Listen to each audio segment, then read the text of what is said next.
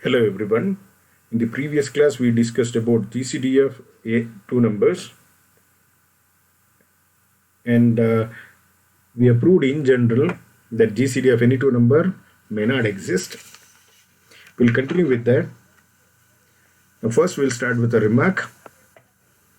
We know that an element A divides B provided B is equal to A into some number. So that means B is a multiple of A. But we know that any element which is a multiple of A should be present in the ideal generated by A. Therefore, B is an element of the ideal generated by A. But we know that the smallest ideal which contains B is the ideal generated by B. Therefore, since B is present in this, the ideal generated by B is subset of A. Now, we knew that A and B are associates of each other provided A and B are associates if A divides B and B divides A. But A divides B and B divides A implies the ideal generated by A is subset of ideal generated by B and ideal generated by B is subset of ideal generated by A. By these two, we can say that A and B are associates provided the ideal generated by A is equal to ideal generated by B. And further, the ideal generated by A is subset of the ideal generated by 1. The ideal generated by 1 is basically the given ring. So every ideal is subset of that given ring. Now, because of this reason, 1 divides A. Also, for any unit U, we have the ideal generated by A is subset of ideal generated by UA. This implies that UA divides A. Now, we knew that GCD of any two numbers A and B is given by D is a GCD of A and B provided D divides A and D divides B, and if D dash is any other common divisor of A and B, then D dash must divide D. So we can put that GCD in this form also. If I is the ideal generated by A and B, since D divides A and D divides B, and I is the ideal generated by A and B, the first condition is I must be subset of the ideal generated by D. And the second condition, D dash is a common divisor of A and B. Therefore, the ideal generated by I has to be the subset of the ideal generated by D dash. And further, D, the ideal generated by D must be subset of ideal generated by D dash. If these two conditions are holding, then we say D is the GCD of A and B. In fact, D is the generator of the unique smallest principal ideal containing A and B. In fact, if I itself is the principal ideal, then I is nothing but the ideal generated by D. Clearly, D is the GCD of A and B. And further, if R is a principal ideal domain, then GCD of A and B is nothing but D, where D is the ideal generated by A and B. Now we'll move on to another concept. For any element A which is non-zero of R, the units of R and the associates of A are called improper divisors. And any other divisors of A are called proper divisors. For example, the associates of 15 are 15 and minus 15. And units are 1 and minus 1. These four are called as improper divisors of 15. Whereas 3, minus 3, 5, minus 5 are called proper divisors of 15. Now we'll move on to next definition. A non-zero element of R is called an irreducible element provided A is non-unit and A has only proper divisors. That is, A can be written as B into C, then either B or C is a unit. For example, here 15 is a non-zero element which is not a unit. Then 15 can be written as 15 into 1, where 1 is a unit.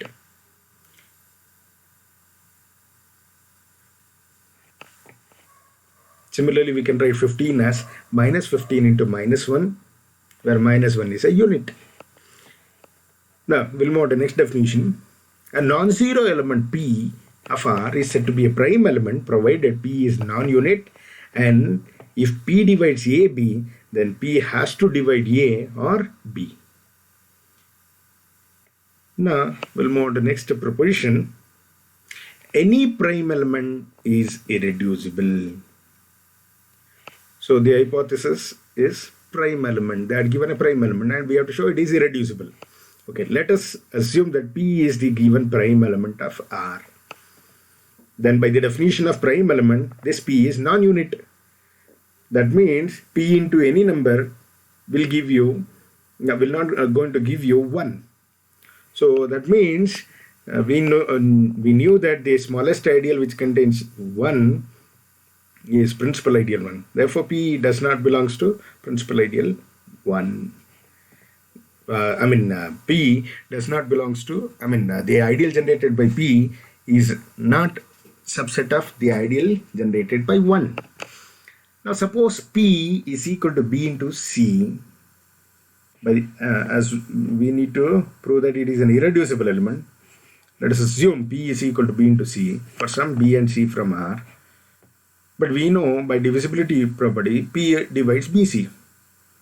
But since P is a prime element, P must divide B or C. Suppose P divides B. P divides B and P equal to BC. By divisibility definition, B must divide P.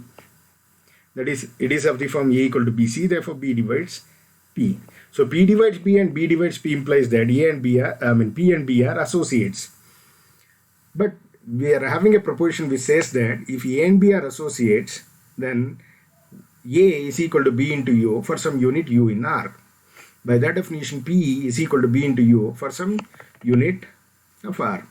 So we have proved P is equal to B into some unit. Say U is C, which is a unit. Similarly, if we assume P divides C, then we can obtain B is a unit. Thus, we have proved that B or C is a unit whenever P is equal to B into C. Hence, P is a irreducible element by this definition. We are given example. In integer set, any element is a prime element provided it is irreducible. In z of root minus 5, the elements 2, 1 plus or minus square root of minus 5 are irreducible but not prime. That means in general we can say every prime element is irreducible, but every irreducible element need not be prime. I'll give an exercise, you work it out and put it as an assignment. Now remark, every irreducible element is prime in z of I. Now let's move on to the next proposition. Let R be a ring, then P is a prime element if and only if the ideal generated by P is a prime ideal. The second one is X is irreducible if and only if the ideal generated by X is maximal among all proper ideals of R. Now let's prove the first one. Suppose P is a prime element. Then by the definition of prime element, P is a non-unit. Since P is a non-unit, P into any element cannot be equal to 1. But the smallest ideal which contains 1 is principal ideal 1. Therefore, Px does not belongs to this principal ideal 1. But we know that any multiple of P is present in the ideal principal ideal P. Therefore, principal ideal P is not equal to principal ideal 1. Now let, it should be A into B. Let the product AB belongs to principal ideal P. Then we knew that any element which belongs to principal ideal P must be of the form P into some number. So your AB will be equal to P into some K, but by divisibility definition, it implies that P divides AB. Since P is a prime element, by the definition of prime element, P divides A or P divides B. But P divides A means A is equal to P into some number. So any multiple of P must be present in the ideal generated by P. Since we have written A as P into some number, so A must be present in the ideal generated by P, or P divides B implies by divisibility definition B is equal to P into some number. any number which is a multiple of b, a multiple of p must be present in the ideal generated by p. Therefore, b is present in p. Thus, we have proved if product AB belongs to the ideal generated by p implies one of them, A belongs to ideal generated by P or B belongs to ideal generated by P. So by definition of prime ideal, we have proved principal ideal P is a prime ideal of R.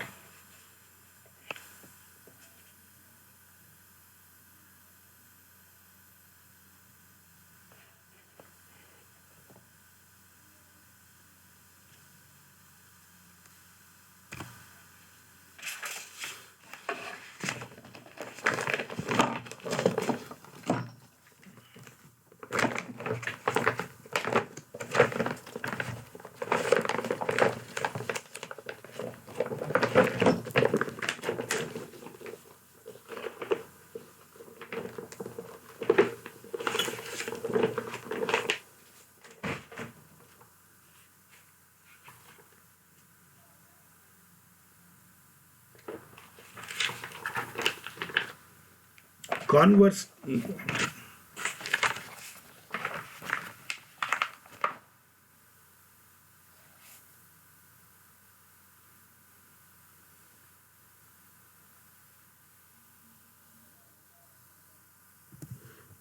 Conversely, suppose the principal ideal P is a prime ideal.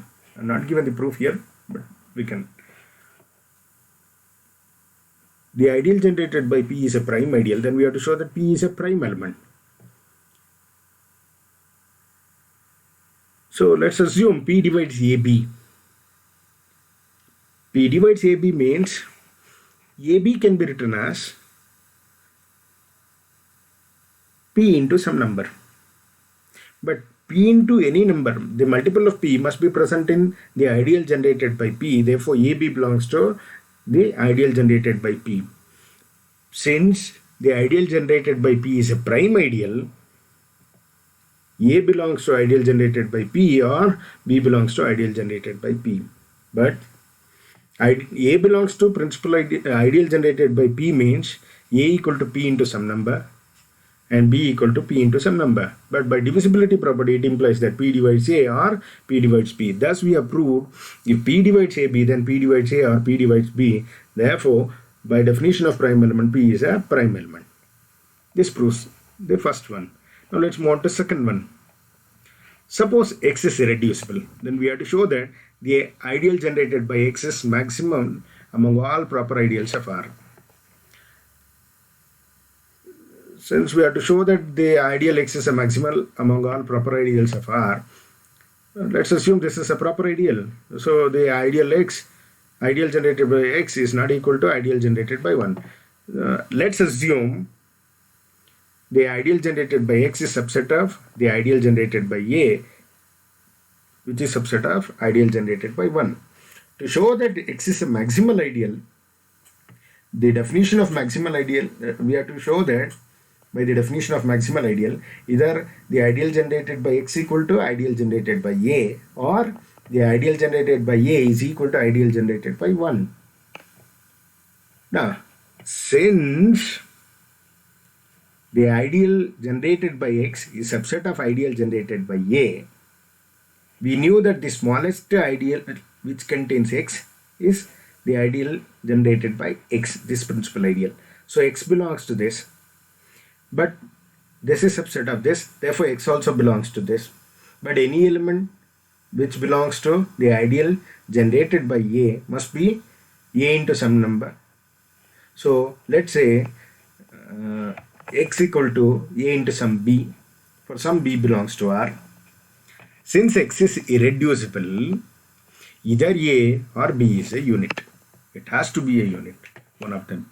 Suppose, assume that A is a unit. If A is a unit, then the ideal generated by A is nothing but ideal generated by 1. So the condition of maximality is holding.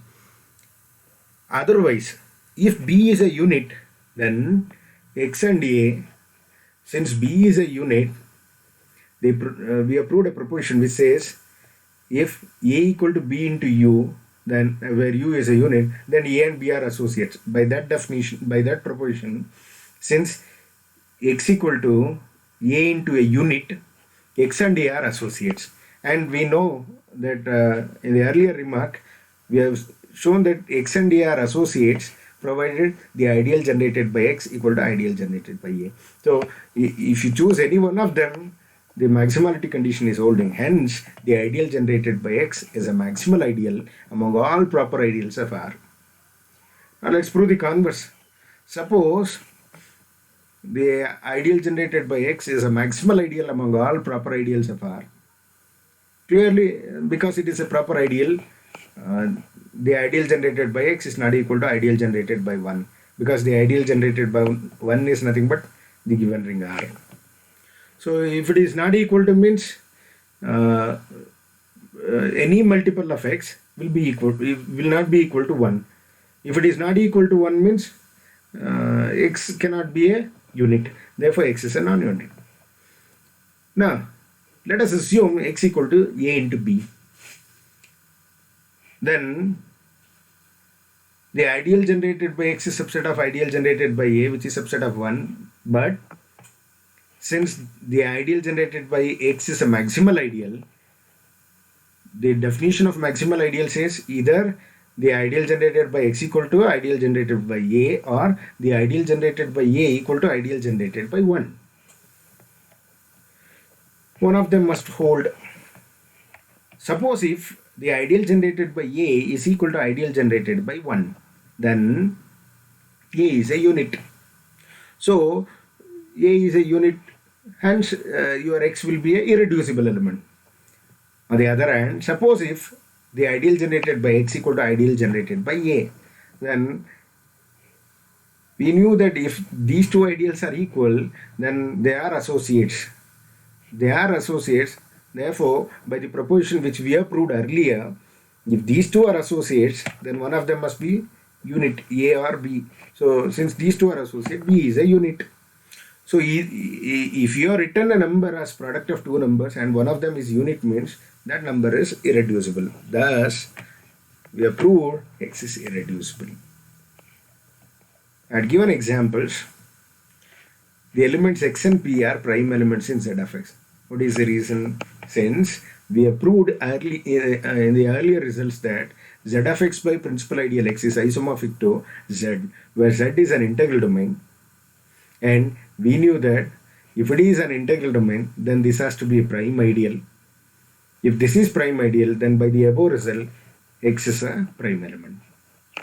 And also we know that Z of X by principal ideal P is isomorphic to Zp of X, which is also an integral domain. In fact, it is a field. Every field is an integral domain. Therefore, this is an integral domain. If it is an integral domain, then this one is prime ideal. If this is prime ideal, then by the above definition, by above theorem, proposition, P is a prime element. So X and P are the ideal generated by X and P are prime ideals. Therefore, X and P are prime elements. Now, the ideal generated by 2 in Z of root minus 5 is not a prime ideal. What is the reason? Because we can write this one as 1 plus root minus 5 into 1 minus root 5 minus 5, which is a multiple of 2, which is present in 2. But so this is of the form AB, but none of them are unit.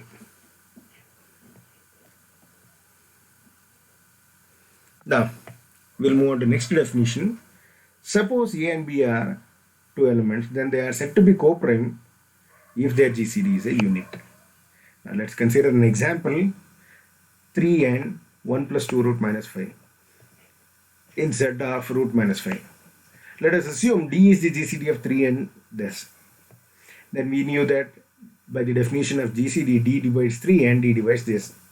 Now in the earlier results, we have proved that we can define a mapping n from Z of root minus 5 to Z, such that n of A plus B root minus 5 is equal to A square plus 5B square. Because of that mapping, there we have proved if B divides A, then n of B divides n of A. By that result, n of D must divide n of 3. But n of 3 is 3 square plus 5 into 0 square, which is 9. Similarly, d divides this. Therefore, n of d must divide n of this. But n of this is 1 square plus 5 into 2 square, which is 21. But this implies that n of d must divide both 9 and 21. The divisors which divides both 9 and 21 are 1 or 3. But n of d cannot be 3. What is the reason? Because d is an element in set of square root of minus 5. Any element of this must be of the form a plus b square root of minus 5. So if you assume d is equal to a plus b square root of minus 5, then n of a plus b square root of minus 5 is a square plus 5b square, which is equal to 3. And we cannot find an integer solution for this. Hence, we left out with the option that n of d must be equal to 1. So we are getting n of d equal to 1. And in the previous results, we have proved that n of alpha is equal to 1 provided alpha equal to plus or minus 1. Because of that reason, our d is a unit, and so GCD of these two, which is d, is plus 1. I'll stop at this stage. Thank you.